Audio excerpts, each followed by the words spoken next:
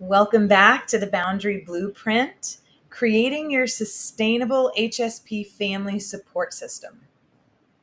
Most families operate on systems designed for non-HSP needs, so it's time to redesign yours. 4 pillars of HSP family systems. These are going to help create the foundation for you and your family moving forward.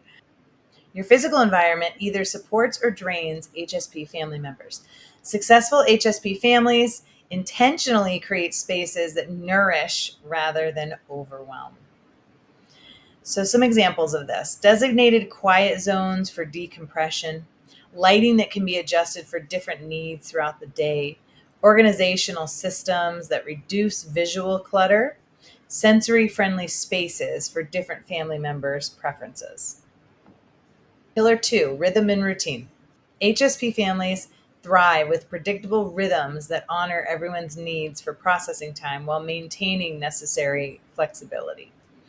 Some components of rhythm and routine: morning routines that ease into the day rather than rushing. I would highly recommend getting up early enough to have some quiet time to just let your mind wander, do a yoga practice, make your favorite tea or coffee, and especially for mamas, just take some time in the morning before the rush of the day. Built-in transition time between activities, so important, that buffer time. Regular family downtime scheduled as non-negotiable. Pick a family day, or even if it changes every week because of different activities that are happening, decide at the beginning of the week when that day or that time is going to be. And evening routines that support nervous system regulation. Trying to find some nervous system soothing activities before bedtime, winding down, maybe doing a couple of gentle restorative yoga poses, lying on the floor with the legs up the wall, maybe a little meditation, a bath, whatever it is that soothes your nervous system before bedtime. Rhythm and routine are going to be crucial for keeping the nervous system more regulated and steady. Pillar 3, communication. HSP families need specific communication strategies that honor deep processing styles while preventing emotional overwhelm. Communication framework. Regular family check-ins about emotional and sensory needs. So, as you discover that you have specific needs or your needs aren't being met, communicate those regularly. Don't expect them to read your mind. Clear signals for when someone needs processing time.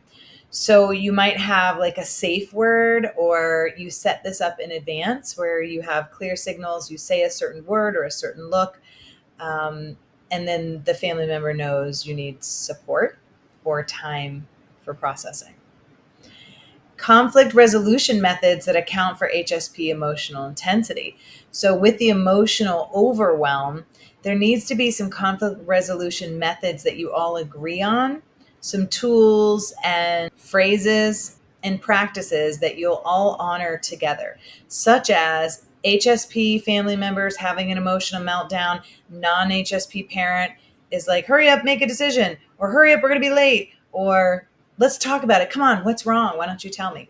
That there needs to be strong boundaries there.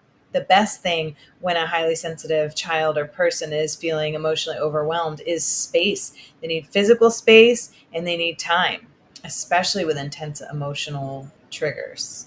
Validation practices that normalize sensitivity experiences. Make it a part of your normal conversation, not your main focus in life, but talk about the strengths and the challenges. And when you learn something new about sensitivity, bring it into the family, normalize it as much as possible, so that especially your children don't feel like they're growing up with a flaw or that there's something about them that needs to be fixed. And pillar 4, energy management. Woohoo! Can you imagine why we need this one? Understanding and planning around the unique energy patterns of HSP family members prevents burnout and promotes flourishing. And remember that each HSP family member is going to have a different energy pattern. So, some energy strategies you can use: recognizing energy drains versus energy rechargers for each family member, planning recovery time after stimulating experiences, balancing individual needs with family activities, and creating sustainable schedules that honor HSP processing time. Okay, so it's time to get your journal out. Write one example for each of the 4 pillars that's specific to your family. So, of those 4 pillars, think of one environmental design that you can implement.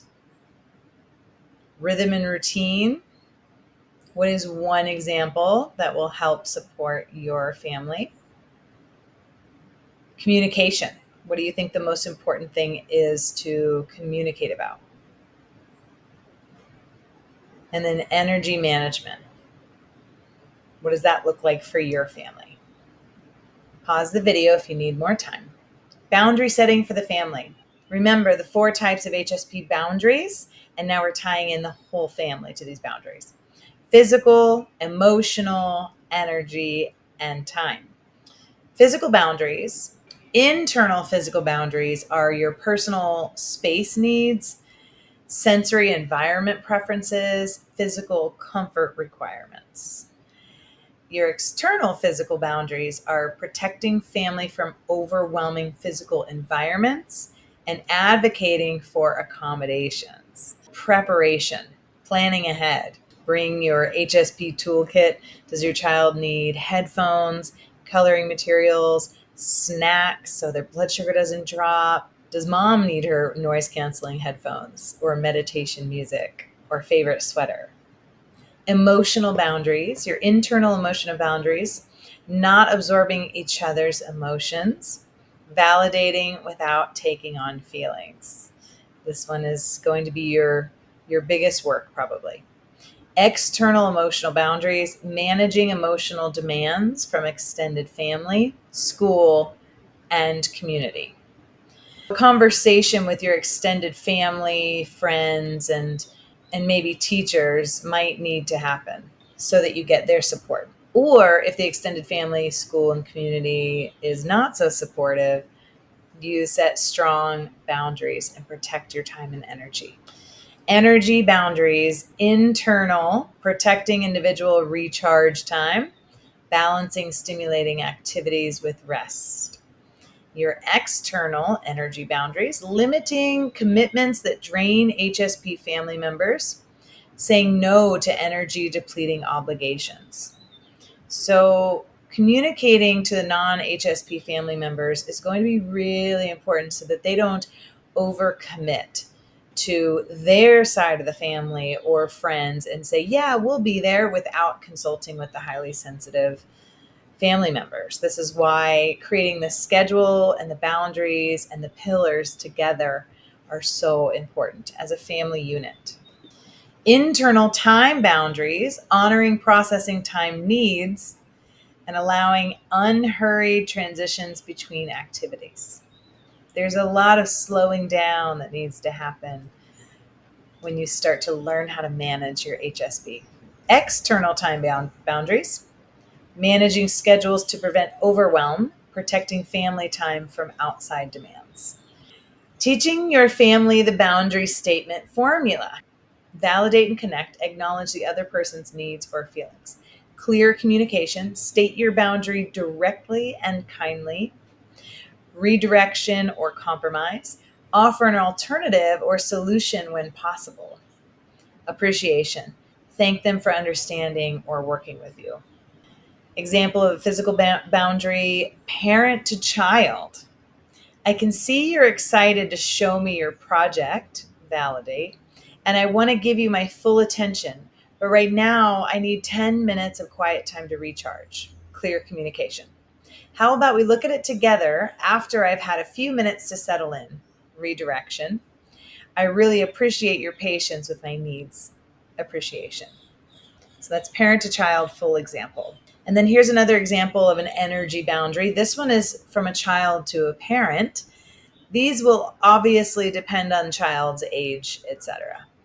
I know you want me to come to the family gathering, validate, but I'm feeling really drained from the school week and need some quiet time. clear communication. Could I join for just the dinner part instead of the whole day? Redirection. Thank you for understanding that I recharge differently. Appreciation. So you can see how these are coming together and why the 4 parts of the boundary statement formula are so important. So let's talk about the family boundary planning session. Okay, so some things to include. Step 1, individual boundary assessment. Each family member identifies their top boundary needs in each category. Physical, what physical environments or touch preferences do you have? Emotional, when do you need emotional space or support? Energy, what activities drain or restore your energy? And time, when do you need processing time or unrushed transitions? Step 2, family boundary agreements. Using the 4-part formula, create family agreements. How will we communicate when someone needs space? What are our family's non-negotiable quiet times? How will we handle conflicting needs between family members? What boundaries do we need with extended family and community? In the boundary agreements, you can also come up with your conflict resolution methods and your clear signals of when an HSP member is close to overwhelm, etc. Step 3, practice boundary statements. Together, role play common scenarios using the 4-part formula. Asking for processing time during family discussions, requesting sensory accommodations for family activities, declining social invitations when energy is low, communicating overwhelm without blame or criticism. Take a few breaths and relax. Close your eyes. Bring awareness into your heart center. Visualize you and your family discussing your family boundary agreements. Are there any obstacles you can see coming up? What are they? And how do you see yourself resolving them? After you resolve them, what benefits can you see happening after implementing the agreements? When you're ready, open your eyes and read the journal prompt again and take your time to finish this. And I'll see you in the next lesson.